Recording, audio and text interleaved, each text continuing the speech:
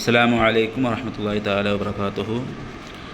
അപ്പോൾ നാം കഴിഞ്ഞ ക്ലാസ്സിൽ അല്ലേ അജ്സാഉൽ ജുംലയുടെ ഭാഗങ്ങൾ അല്ലേ, ഒരു ഉമ്മ പറ്റ മക്കൾ എന്ന് പറഞ്ഞ, ഒരു ഉമ്മയുടെ മക്കൾ എന്ന് പറഞ്ഞ പോലെ ജുംലയുടെ മക്കളാണ് അല്ലെങ്കിൽ ഭാഗമാണ് അതിൻ്റെ ഇസ്മ്, അതുപോലെ രണ്ടാമത്തത് ഫിഅൽ, മൂന്നാമത്തെ ഹർഫ് അല്ലേ.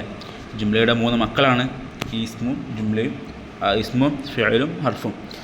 അപ്പോൾ അതിൽ ഫിഅലുകൾ അല്ലേ, പ്രവർത്തനങ്ങൾ മൊത്തത്തിൽ നാം 3 രൂപങ്ങളാക്കും. അതായത് ഫിഅൽ എന്നുള്ളതിനും 3 മക്കളുണ്ട്. ഒന്നാമത്തെ മകൻ അൽ ഫിഅലുൽ മാദിയാണ്, ഒന്നാമത്തെ മകൻ്റെ പേര്. രണ്ടാമത്തെ മകൻ്റെ പേരാണ് അൽ ഫിഅലുൽ മുദാരിഉ. മൂന്നാമത്തെ മകൻ്റെ പേരാണ് ഫിഅലുൽ അംർ. അങ്ങനെ 3 മക്കളാണ് നമ്മുടെ ഫിഅലിനുള്ളത്. അപ്പോൾ അതിൽ നിന്നുള്ള ഫിഅലിൻ്റെ ഒന്നാമത്തെ മകനായ അൽ ഫിഅലുൽ മാദി, ഒന്നാമത്തെ ഫിഅലിൻ്റെ ഭാഗമായ ഇനമായ ടൈപ്പായ അൽ ഫിഅലുൽ മാദിയെക്കുറിച്ചാണ് നമുക്ക് ഇന്നത്തെ ചർച്ച. അൽ ഫിഅലുൽ മാദി എന്ന് പറഞ്ഞാൽ ഭൂതകാലത്ത്, കഴിഞ്ഞ കാലത്ത് സംഭവിച്ച പ്രവർത്തനങ്ങളുടെ മേൽ അറിയിക്കുന്ന ഫിഅലിനാണ് അൽ ഫിഅലുൽ മാദി എന്ന് പറയൽ. അപ്പോൾ ജറൽ കൽബു, ഉദാഹരണത്തിന് കണ്ടില്ല മക്കളെ, ജറൽ കൽബു, നായ ഓടി അല്ലേ. നായ ഓടി കഴിഞ്ഞതിന് ശേഷമാണ് എന്ത് പറയൽ, നായ ഓടി എന്ന് പറയല്ലേ. വഖഫർ റജുലു, ഒരാൾ പുരുഷൻ നിന്നു.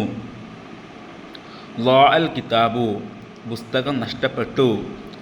ദക്കത്തി സാഅത്തു, എന്തായി, മണിക്കൂർ സൂചി എന്തായി, ബെല്ലടിച്ചു എന്നൊക്കെ അറിയില്ലേ, സമയം അടിച്ചു.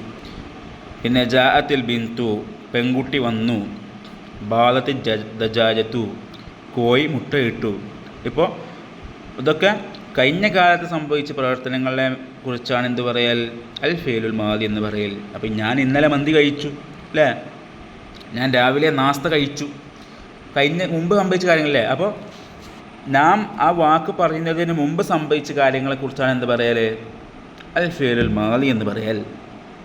അപ്പോൾ ഞാൻ മന്തി കഴിച്ചതിന് ശേഷമേ എന്ത് പറയാൻ പറ്റുള്ളൂ, ഞാൻ മന്തി കഴിച്ചു എന്ന് പറയാൻ പറ്റുള്ളൂ.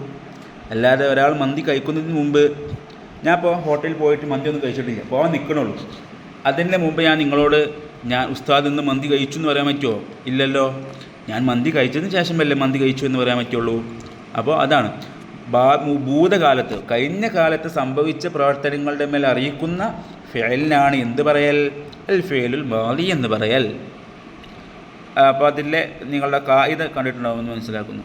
അൽ ഫിഅലുൽ മാദി, ഫിഅലുൽ മാദി എന്ന് പറഞ്ഞാൽ ഹുവ കുല്ലു ഫീലിൻ, എല്ലാ ഓരോ ഫീലുകളുമാകുന്നു.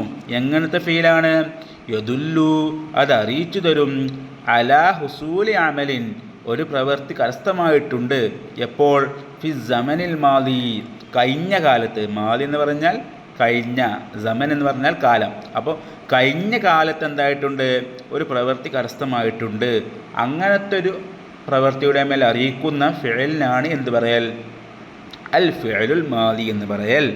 അപ്പോൾ ഞാൻ ഇന്നലെ വൈകുന്നേരം കളിച്ചു, അല്ലെങ്കിൽ 2024 അർജൻറ്റീന ലോകകപ്പ് നേടി, ലോകകപ്പ് എടുത്തു, അല്ലെങ്കിൽ ഇന്നലെ നടന്ന കളിയിൽ റൊണാൾഡോ ഗോൾ അടിച്ചു, അങ്ങനെയൊക്കെ പറയില്ലേ. കഴിഞ്ഞ കാലത്ത് സംഭവിക്കുന്ന പ്രവർത്തനങ്ങൾക്കാണ് നമ്മൾ അറബിയിൽ അൽ ഫിഅലുൽ മാദി എന്ന് പറയൽ. ഓക്കെ, അപ്പോൾ നിങ്ങൾക്ക് മനസ്സിലായിട്ടുണ്ടാകുമെന്ന് വിചാരിക്കുന്നു. സംശയങ്ങളുണ്ടെങ്കിൽ ഉസ്താദുമായിട്ട് ചോദിക്കണം, പേഴ്സണലായിട്ട് ചോദിക്കണം കേട്ടോ. അപ്പോൾ ഉദാഹരണങ്ങൾ മനസ്സിലായില്ലേ. അൽ ഫിഅലുൽ മാദി എന്ന് പറഞ്ഞാൽ മുൻകാലത്ത് സംഭവിച്ച പ്രവൃത്തിയുടെ മേൽ അറിയിക്കുന്നതായ ഫിഅലിനാണ് അൽ ഫിഅലുൽ മാദി എന്ന് പറയൽ. എന്നാൽ നമുക്ക് ക്ലാസ് അവസാനിപ്പിക്കാം. അസ്സലാമു അലൈക്കും വറഹ്മത്തുള്ളാഹി.